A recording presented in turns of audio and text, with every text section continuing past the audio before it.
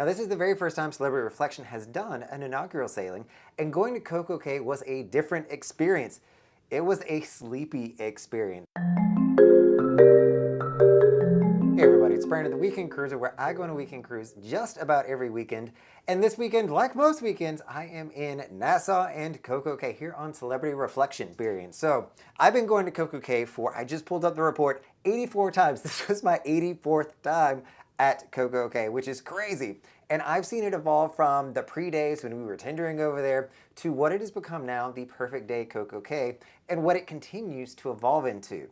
These days, I wanted to talk to you about how Coco K is a little on the sleepy side. Like the last 2 times I've been there this weekend and I think it came like 3 weeks ago as well, and it is sleepy, you all. So I wanted to share with you my thoughts on sleepy Coco K. So, starting out with, why is Coco K getting sleepier? Why is the energy kind of falling off? What I mean by this, and first of all, this isn't me complaining about sleepy Coco K. I actually am really enjoying sleepy Coco K because I don't need all the energy and the party vibe that's going on, but it's missing that these days. And so the main reasons for that, especially on yesterday when we were there, is number one, we were there with Freedom and with a Celebrity Reflection. So the Freedom is going to be coming in with 4,500 guests, and then the Reflection has about 3,000 guests. So all in, we're at 7,500 guests that are there. There was one Oasis-class ship there. That's the same amount that would have had, let alone if it would have had another Oasis-class or Freedom-class ship with it, bringing those numbers up to at least 10,000 guests that would have been there. So when you're there with a smaller ship, whether you're on the ship or the one docked beside you is a smaller ship, you're just going to have less people there. From there, you've got an increased capacity. So they have been building out Coco K. So as you all know, if you've been going there often or seeing it, it is much larger than it was when it initially set out. It continues to expand.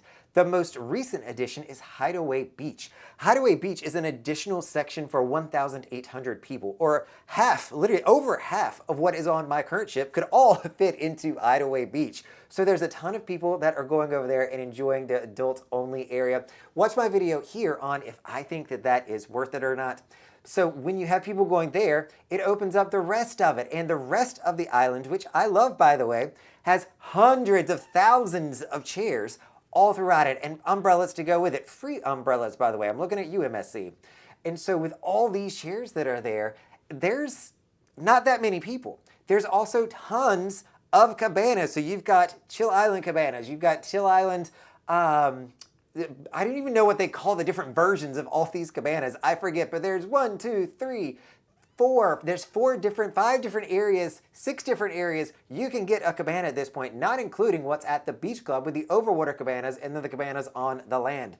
And nobody's really using these. So when you walk around, you're seeing a lot of empty chairs. You're seeing a lot of empty cabanas. You're seeing a lot of places where there's just not a lot of people. And it's changing the energy that the island has.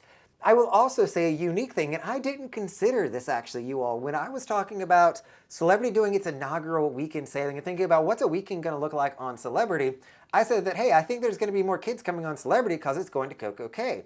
That has not been the case. There's probably 5 kids on this entire ship. So when you go out to Coco K, one of your ships didn't bring any kids. So it's going to have, the water park is going to be absolutely empty. You're not going to have as many kids screaming. One ship, by the way, that's not there is probably going to be carrying 600 to 2,000, if not more, children on it. So when you remove them from the island and replace them with somebody that's between the ages of 30 and 65, let's say, it's a much different experience and atmosphere that's going to be bringing to the island versus if you had 2 Freedom-class ships or even a Freedom and Oasis-class ship hanging out at Coco K. Now, the repercussions of this is, number one, I like Coco K better.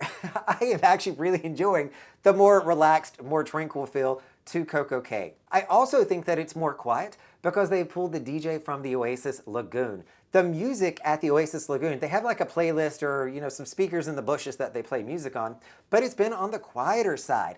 By not having the DJ there, you don't have the people that have congregated at the swim-up bar. There's normally plenty of space at the swim-up bar, a few people that are standing. It does not have the same energy that it did before where it was party central, especially between like 1 and 4 o'clock in the afternoon. That's not the case anymore. It's an actual really relaxing time. You absolutely can go up to the swim up bar and bring your own party and use your drink package to the best of your ability, but you're not going to have that DJ like egging you on and people singing, and it just changes it a little bit. Now, what does this mean long term? I shouldn't even say long term, but what does this mean for the experience at Coco K? The first one is I enjoy it more. I actually like going to Coco K more now that they've expanded the island and there is more there. When there's two smaller ships here, I will say that it did feel a little bit empty. I almost wish that there was a way that they could remove some of the chairs and the umbrellas because it seems expansive. There's one area over at Chill Island that I kid you not, there's literally 25 rows of chairs that you can sit in, all pointed towards the beach. They're everywhere. And I think it's a little bit overkill because they don't customize it based on what ship or what capacity is going to be in port. So it just gives you that kind of feeling of it being empty. But you will always be able to find a seat. Even if there's 2 Oasis classes there these days, you will absolutely be able to find a chair and an umbrella with absolutely no problem, which I commend them for. I think that is awesome. This is also going to allow Royal Caribbean Group, the parent company of Royal Caribbean and Celebrity Cruise Lines, to add a second pier to take on additional ships into Perfect Day at Coco K. They have plenty of space for it these days. They really do, and I hate to say that because I don't want to see a third ship personally come to Perfect Day CocoCay, or even a third and fourth ship. But I think that they're doing a really good job preparing for when that day will come. I think their rumor is they're building a pier on the other side of the island. And I think that they're doing a really good job of making sure there's going to be plenty of space for everyone. I'll have to make another video when there's 3 or 4 ships docking at Coco K on what the atmosphere is like then, because you're going to have literally maybe 20-some thousand people on the island, which is crazy to even think about. But right now I go, yeah, I mean, it could easily probably hold 12 to 15,000 without a problem. So maybe it's not going to be that big a deal at the end of the day. And the best news to all this is Royal Caribbean and Celebrity both utilize something called dynamic pricing. So if they have 5 cabanas, let's say, and you book 3 of them, these 2 are going to cost more, versus if you only have 2 booked and you've got 3 left, they're going to be cheaper. When you have less people going and you've got a much larger supply of products you're trying to sell, this should, keyword should, keep the prices down for going to places like Hideaway Beach, getting a cabana, overwater cabana.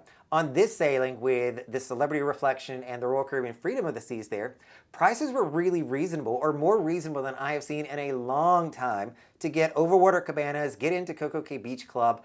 A lot of the higher ticket items, those prices are coming down a little bit. And so that makes me a little bit excited to see that they're making that opportunity for more people.